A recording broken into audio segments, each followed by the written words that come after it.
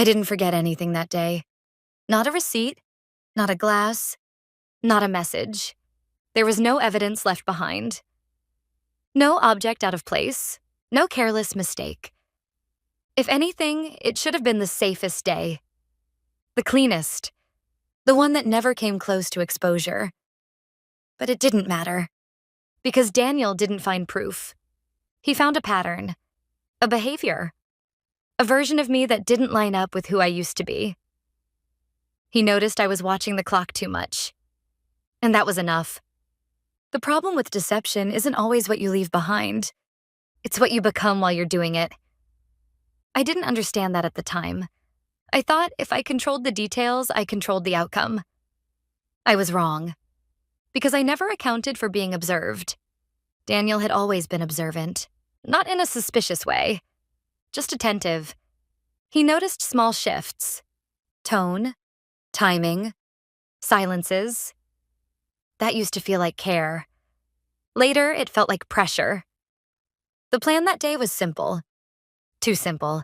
Ryan would leave at 5:15. Daniel wouldn't be home until 6 o'clock. 45 minutes of buffer. Plenty of time. I'd learned to rely on that buffer. To build everything around it. Timing wasn't just part of the affair. It was the structure holding it together. Ryan left on time. Exactly on time. That part went perfectly. No panic, no rushing, no mistakes. I remember actually feeling proud of how controlled everything was, which, in hindsight, should have been a warning.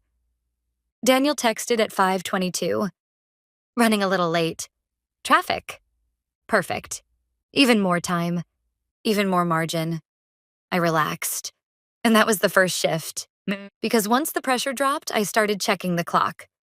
Not out of fear, out of habit. Just quick glances.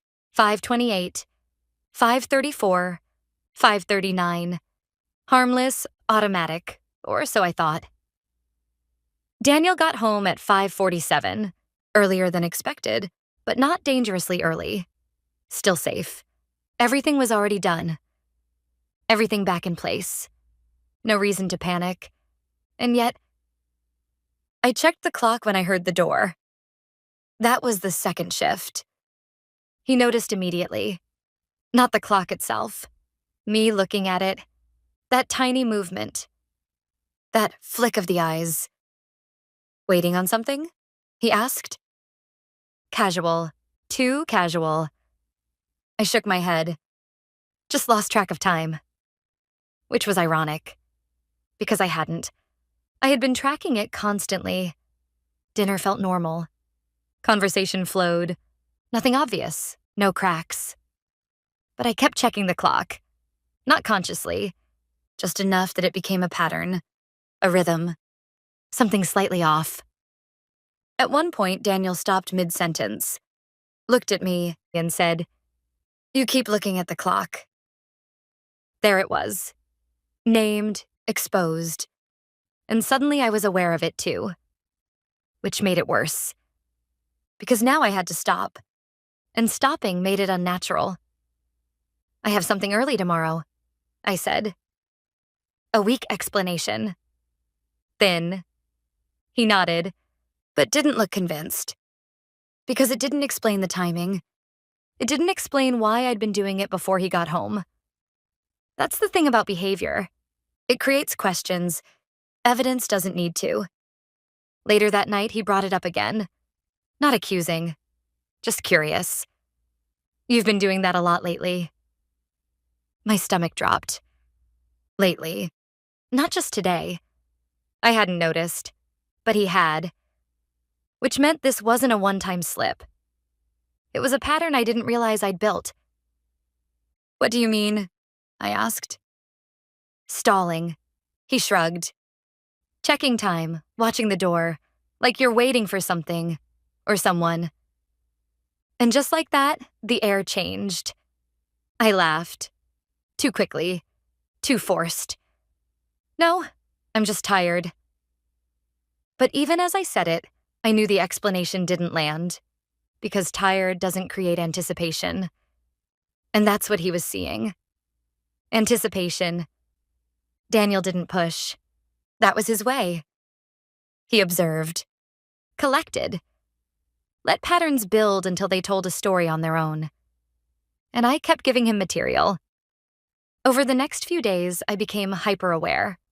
Of the clock, of my movements, of him watching me. Which made everything worse. Because now I wasn't just acting differently. I was acting controlled.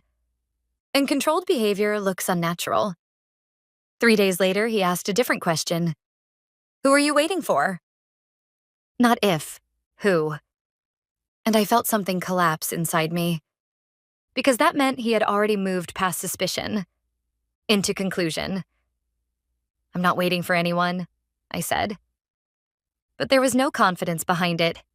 No weight, just sound. He nodded slowly, then said, Then why do you act like you are? And there it was. The gap I couldn't close. Between what I said and what I showed. That night, he didn't argue.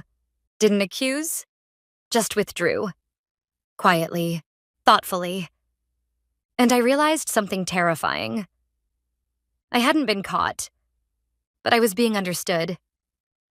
The next week, he checked my phone. Not dramatically, not even secretly. Just asked for it. And I hesitated. Just a second. But it was enough. Because hesitation confirms what behavior suggests. That was the real moment, not the discovery. The alignment, behavior, hesitation, truth, all pointing in the same direction. I confessed. Because at that point, it didn't feel like a secret anymore. It felt like something already visible. Just not spoken yet. Daniel listened. Calm. Almost detached. Which hurt more than anger would have. Then he said, I knew something was wrong before I knew what it was. And that sentence stayed with me. Because it explained everything. It wasn't the clock. Not really. It was what the clock represented. A divided attention. A mind somewhere else. A version of me that wasn't fully present anymore. The separation came quietly. No explosion, just distance, decisions, clarity. Daniel didn't need proof anymore. He had already seen enough. Months later, I caught myself checking the time again. Out of habit. Out of memory. And it hit me how something so small had unraveled everything. People think betrayal is exposed through mistakes. Sometimes it is, but sometimes it's exposed through change. Through patterns. Through the subtle ways you stop being who you were. I didn't leave evidence. I left signals. And the person who knew me best read them, piece by piece. Until there was only one explanation left. And in the end, it wasn't a forgotten object that ended us. It was the way I kept looking at the clock. Like I was waiting for something else to matter more than what was right in front of me. And eventually, he realized he wasn't what I was waiting for anymore.